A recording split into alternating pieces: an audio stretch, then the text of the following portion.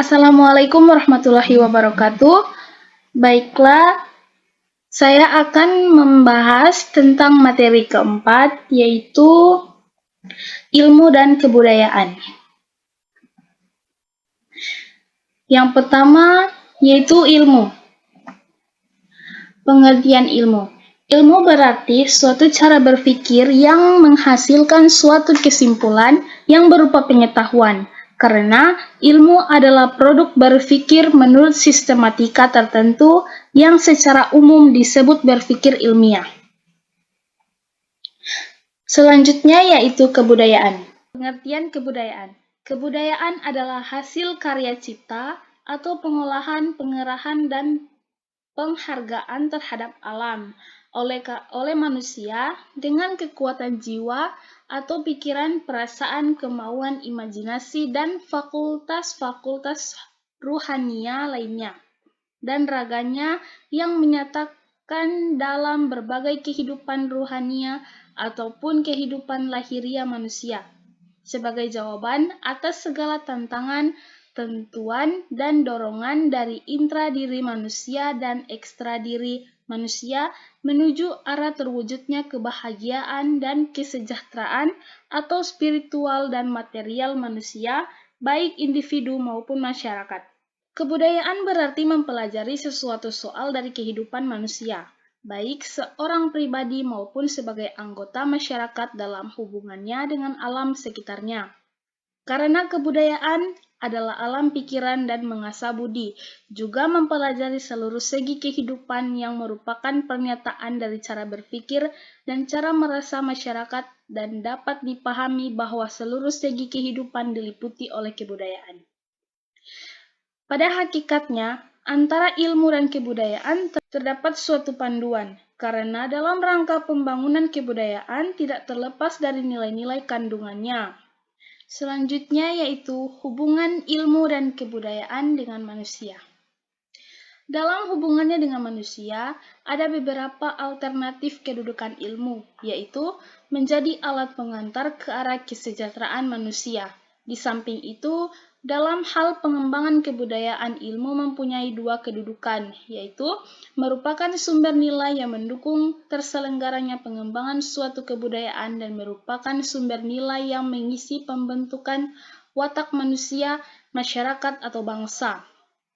Antara ilmu dan kebudayaan berada dalam posisi yang saling tergantung dan saling mempengaruhi. Pada sisi pengembangan ilmu dalam suatu masyarakat tergantung pada kondisi kebudayaannya, sedangkan di sisi lain pengembangan ilmu akan mempengaruhi jalannya kebudayaan.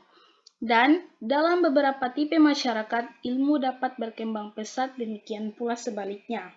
Manusia dan kebudayaan dalam kehidupan manusia mempunyai banyak sekali kebutuhan. Maka hal inilah yang mendorong manusia untuk melakukan berbagai tindakan dalam rangka pemenuhan kebutuhan tersebut. Dalam pemenuhan kebutuhan ini, manusia berbeda dengan binatang. Kebudayaanlah dalam konteks ini yang memberikan garis pemisah antara manusia dan binatang. Maslow mengidentifikasi 5 kelompok kebutuhan manusia, yakni kebutuhan psikologi, rasa aman, harga diri, dan pengembangan potensi. Sementara binatang kebutuhannya terpusat pada 2 kelompok. Pertama dari kategori Maslow, yakni kebutuhan fisiologis dan rasa aman, dan memenuhi kebutuhan ini secara instinktif. Karena manusia tidak mempunyai kemampuan bertindak secara otomatis yang berdasarkan insting tersebut, maka manusia berpaling kepada kebudayaan yang mengajarkan tentang cara hidup.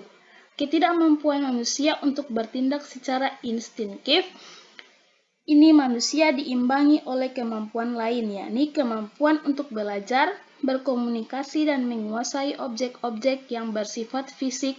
Di samping itu, manusia mempunyai budi yang merupakan pola kejiwaan yang di dalamnya terkandung dorongan-dorongan hidup yang dasar insting, perasaan, pikiran, kemauan, dan fantasi.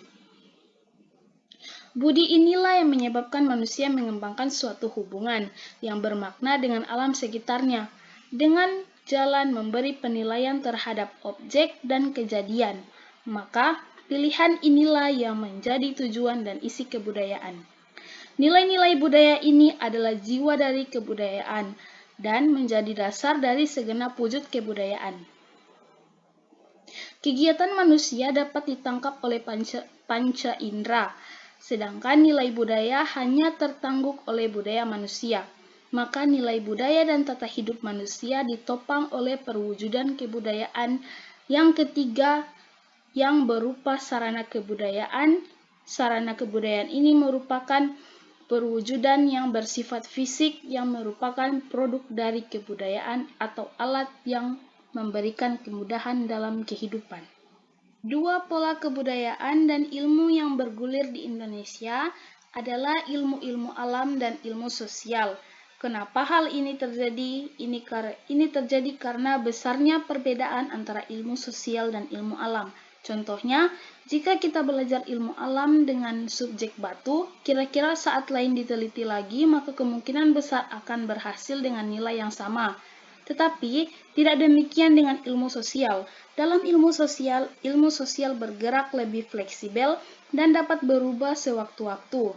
Namun, kedua hal itu bukan merupakan masalah. Kedua hal itu tidak mengubah apa yang menjadi tujuan penelitian ilmiah. Ilmu bukan bermaksud mengumpulkan fakta, tapi untuk mencari penjelasan dari gejala-gejala yang ada, yang memungkinkan kita mengetahui kebenaran hakikat objek yang kita hadapi.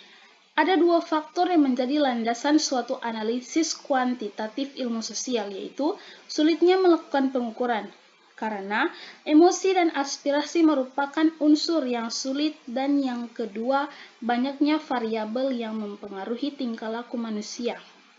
Hal seperti inilah yang menyebabkan ilmu alam lebih maju daripada ilmu sosial. Itu dikarenakan ilmu sosial lebih terpaku pada tahap kualitatif, dan untuk mengubah ini, ilmu sosial harus lebih masuk ke tahap kuantitatif. Di Indonesia, hal seperti ini masih berlaku. Terbukti adanya dua penjurusan dalam bidang kajian ilmu, yaitu ilmu sosial dan ilmu alam.